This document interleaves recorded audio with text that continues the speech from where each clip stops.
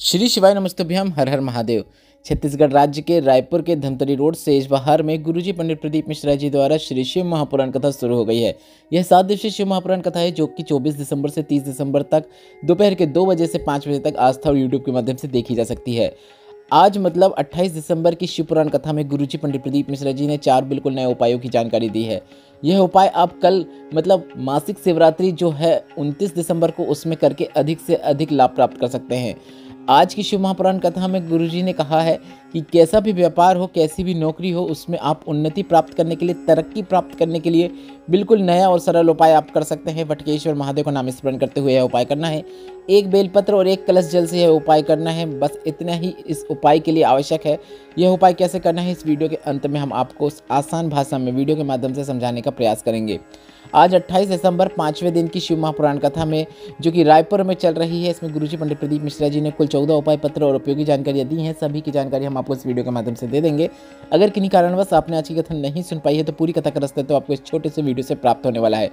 बढ़ते हैं आज की कथा की पहली विशेष जानकारी की ओर। गुरुजी ने कथा शुरू होते ही कहा, अगर आप मंदिर में जाकर 1 लोटा जल शिवलिंग पर अर्पित कर रहे हैं, अगर आप भोलेनाथ के शिवलिंग पर 1 बेलपत्र या 1 चावल का दाना अर्पित कर रहे हैं, या फिर आप अपने घर पर ही श्री शिवाय नमस्तुभ्यम या फिर नमः शिवाय या फिर ओम नमः शिवाय मंत्र का जाप कर रहे हैं, तो एक बात समझ लीजिए कि आप राम कृष्ण सहित 33 कोटि देवी देवताओं का आशीर्वाद प्राप्त कर रहे हैं। बढ़ते हैं आज की कथा की दूसरी विशेष जानकारी की ओर। गुरुजी ने कहा, जिस दिन बहुत ज़्यादा टेंशन में हो, बहुत ज़्यादा डिप्रेशन में हो, तो मंदिर में जाकर आपको एकांत में बैठकर ओम का नाद करना है, मतलब ओम शब्द का उच्चारण करना है। यह गुरुजी का आज की शिव पुराण कथा में अपने टेंशन को दूर करने के लिए, डिप्रेशन को दूर करने के लिए बताया गया एक विशेष उपाय है, जिसे आप कभी भी किसी भी दिन कर सकते हैं। बस आपको एकांत में ऐसे समय पे भोलेनाथ के मंदिर में जाकर बैठना है जब कोई न जाता हो, वहाँ बैठकर आपको ओम शब्द का उच्चारण करना है, नाद करना है।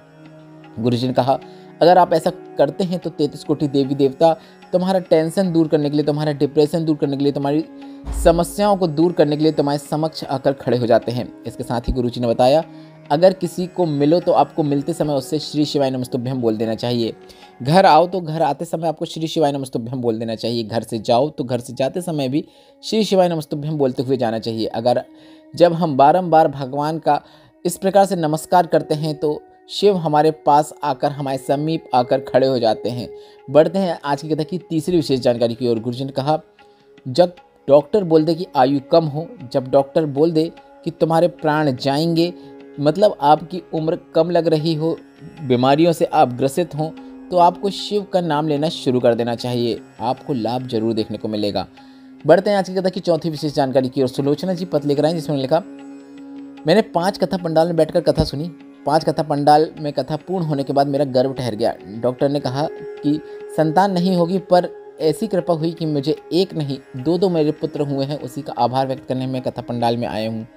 बढ़ते हैं आज की कथा की 5वीं विशेष जानकारी की ओर। गुरुजी ने कहा, जिनके घर में शिवलिंग है, भले ही किसी भी धातु का हो, लकड़ी का हो, जो भी शिवलिंग है, अगर आप कहीं बाहर जा रहे हैं तो आपको उस शिवलिंग पर 1 चावल का दाना, 1 बेलपत्र अर्पित करते हुए चले जाना है। भले ही आप 1 दिन के लिए जाओ, 1 महीने के लिए जाओ, 1 साल के लिए जाओ, 2 साल के लिए जाओ, कितने ही साल के लिए जाओ या कितने ही दिनों के लिए जाओ, शंकर भगवान कभी भी बद्दुआ नहीं देते हैं। शंकर भगवान कभी भी श्राप नहीं देते हैं। बढ़ते हैं आज की कथा की 6वीं विशेष जानकारी की ओर। गुरुजी ने कहा, अगली शिव महापुराण कथा 4 जनवरी 2025 से 10 जनवरी 2025 तक होगी, जो कि छुरिया हालेकोसा राजनंदगांव में होगी।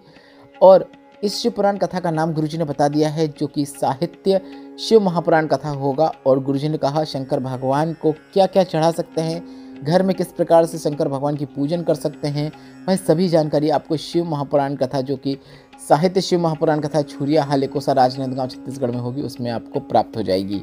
बढ़ते हैं आज की कथा की 7वीं विशेष जानकारी की ओर। गुरुजी ने कहा, क्या पुरुष रुद्राक्ष पहन सकते हैं, क्या स्त्रियां रुद्राक्ष पहन सकती हैं, क्या विधवा रुद्राक्ष पहन सकती हैं, क्या कुमारी कन्याएं रुद्राक्ष पहन सकती हैं, क्या बुजुर्ग रुद्राक्ष पहन सकते हैं, क्या बेटे रुद्राक्ष पहन सकते हैं। ऐसा कई प्रकार के प्रश्न कई प्रकार के लोग करते हैं। तो हम आपको बता दें, गुरुजी ने कहा कि शिव महापुराण की कथा कहती है, पुरुष हो या स्त्री हो, किसी भी वर्ग का हो, कैसा भी हो, वह सभी रुद्राक्ष को धारण कर सकते हैं। बढ़ते हैं आज की कथा की 8वीं विशेष जानकारी की ओर। कोमल जी पत्र लेकर आई जिसमें लिखा, मेरे बेटे को कैंसर हो गया था, इलाज शुरू हुआ, डॉक्टर ने कहा कि ठीक होना मुश्किल है, इलाज चलता रहा, क्योंकि आप कहते हैं डॉक्टर शंकर का रूप होते हैं, इलाज कराओ। हमने पूरा इलाज कराया, शुरू से आखिरी तक इलाज कराया। साथ ही साथ दवाई खाते समय कुंदकेश्वर महादेव का नाम लेते हुए दवाई खा लेते। कुबरेश्वर धाम से हमने निवेदन कर कर बाबा से आ गए, रुद्राक्ष लेकर भी आ गए और उस रुद्राक्ष का जल उसको पिलाना शुरू किया। 1 साल तक रोज उसे रुद्राक्ष वाला जल शिवलिंग पर चढ़ाकर उसे प्राप्त करके औषधि रूप में उसे पिला देते। 1 साल के बाद जब जांच कराई तो डॉक्टर ने कहा कि कैंसर नहीं है। उसी का आभार व्यक्त करने हम कथा पंडाल में आए हैं।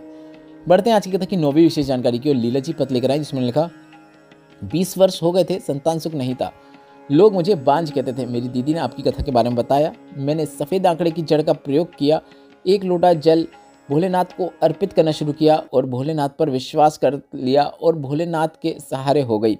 सीहोर जाकर मैंने कंकर शंकर का पूजन करके कंकर शंकर ले आई। कथा पंडाल में बैठकर कथा सुनी। बाबा की कृपा से गर्भ ठहरा, पर डॉक्टर ने कहा कि गर्भ में जो बच्चा है वह विकलांग है, पूर्ण नहीं है। मैंने सोचा कि जब बाबा ने संतान दी है तो बाबा ही संभालेगा। मैंने तब से श्री शिवाय नमस्तुभ्यम मंत्र का उच्चारण करना शुरू किया और जब मेरा बच्चा हुआ, पूरी तरीके से पूर्ण हुआ, स्वस्थ हुआ, बच्चा पूरी तरीके से अच्छा है, उसी का आभार व्यक्त करने हम कथा पंडाल में आए हैं।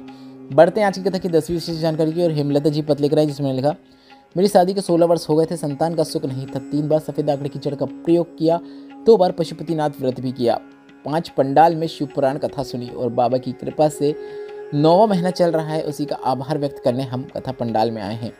बढ़ते हैं आज की कथा की 11वीं विशेष जानकारी की और गुरुजी ने कहा कई जगह ऐसा देखने को मिलता है कि शिवलिंग पर स्पर्श करने नहीं दिया जाता है, तो आपको हम बता दें आप किस प्रकार से शिवलिंग को स्पर्श करने का लाभ प्राप्त कर सकते हैं। यह भी काफ़ी अच्छा सरल तरीका है, उपाय है, जिसे अगर आप शिवलिंग पर स्पर्श नहीं कर पा रहे हैं तो आपको अवश्य करना है। आपको शंकर भगवान के मंदिर में अगर शिवलिंग स्पर्श नहीं करने दिया जा रहा है तो आप शंकर भगवान के मंदिर की देहरी को स्पर्श अगर कर लेते हैं तो आपको शंकर भगवान की शिवलिंग को स्पर्श करने के बराबर फल प्राप्त हो जाता है। बढ़ते हैं आज की कथा की 12वीं विशेष जानकारी की और गुरुजी ने कहा कमाओ उतना जितना खर्च कर सको, खाओ उतना जितना पचा सको, शंकर भगवान के मंदिर में उतनी ही देर बैठना जितनी तुम्हारी चित्तवृत्ति भगवान में लग सके। बढ़ते हैं आज की कथा की 13वीं और सबसे विशेष जानकारी की ओर।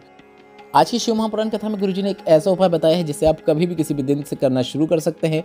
कल काफ़ी अच्छा दिन है, 29 दिसंबर का दिन है, मासिक शिवरात्रि की तिथि है और इस दिन से अगर आप यह उपाय करना शुरू करेंगे तो काफ़ी अच्छी बात है। वैसे तो आप यह उपाय कभी भी किसी भी दिन से करना शुरू कर सकते हैं, पर कुछ विशेष तिथियों से करना शुरू करेंगे तो आपको जो फल की प्राप्ति होगी वह अधिकता में ही होगी। यह काफ़ी अच्छा उपाय है जिसे आपको अपने व्यापार वृद्धि के लिए, नौकरी में तरक्की प्राप्त करने के लिए करना है और गुरुजी ने यह काफ़ी सरल और आसान उपाय बताया है। इस उपाय को करने के लिए आपको 1 कलश जल और 1 बेलपत्र की आवश्यकता है।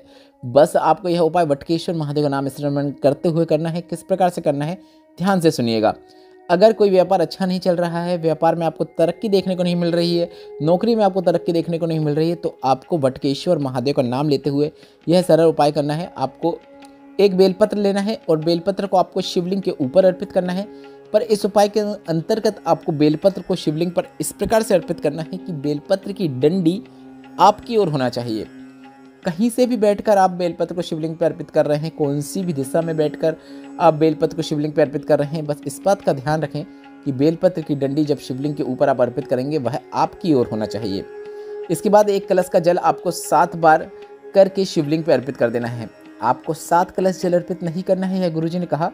गुरुजी ने कहा आपको 1 ही कलश का जल 7 बार करके शिवलिंग पे अर्पित कर देना है।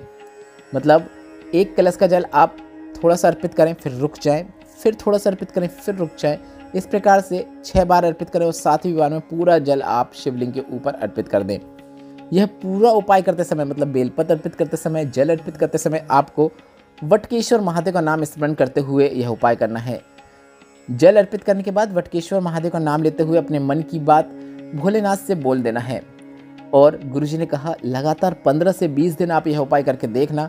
ऐसा कोई व्यापार नहीं है, नौकरी नहीं है जिसमें आपको उन्नति देखने को ना मिले, तरक्की देखने को ना मिले। दुकान अगर नहीं चल रही है तो दुकान भी अवश्य चलेगी। गुरुजी का बताया यह विशेष उपाय है। गुरुजी हमेशा कहते हैं कि उपाय के साथ साथ आपको प्रयत्न भी करना है, आपको सफलता निश्चित देखने को मिलेगी। यह उपाय आप कल से ही करना शुरू कर सकते हैं। काफ़ी सरल और आसान उपाय है। आसान भाषा में आपको समझाने का प्रयास किया है, पर इससे संबंधित कोई प्रश्न हो तो आप कमेंट बॉक्स के जरिए पूछ सकते हैं। बढ़ते हैं आज की कथा की अंतिम जानकारी की ओर। गुरुजी पंडित प्रदीप मिश्रा जी की आगामी शिव पुराण कथाएं इस प्रकार है। 4 से 10 जनवरी 2025 तक छुरिया हालेकोसा राजनांदगांव छत्तीसगढ़ में शिव पुराण है। 16 से 22 जनवरी 2025 तक सूरत गुजरात में शिव पुराण कथा है। 24 से 30 जनवरी 2025 साकरी महाराष्ट्र में शिव पुराण कथा है। 1 से 7 फरवरी 2025 कांकेर छत्तीसगढ़ में शिव पुराण कथा है। 10 से 16 फरवरी 2025 प्रयागराज में शिव पुराण कथा है। 17 से 23 फरवरी 2025 तारा बाबा की कुटिया सिरसा हरियाणा में शिव पुराण कथा है। 25 फरवरी से 3 मार्च 2025 तक रुद्राक्ष महोत्सव सीहोर कोबरेश्वर धाम में होगा, जिसमें शिव पुराण कथा भी होगी। वीडियो में बताई गई जानकारी अगर आपको थोड़ी सी भी उपयोगी लगी हो, आज की कथा से आपको आनंद की प्राप्ति हुई हो, तो इस वीडियो को लाइक करके कमेंट बॉक्स में श्री शिवाय नमस्तुभ्यम या फिर हर हर महादेव अवश्य टाइप कीजिएगा। हमसे व्हाट्सएप में जुड़ना चाहते हैं तो व्हाट्सएप चैनल की लिंक मैंने कमेंट बॉक्स में पिन कर दी है, जिसमें टच करके आप हमें व्हाट्सएप में भी फॉलो कर सकते हैं, जो कि बिल्कुल फ्री है। श्री शिवाय नमस्तुभ्यम, हर हर महादेव।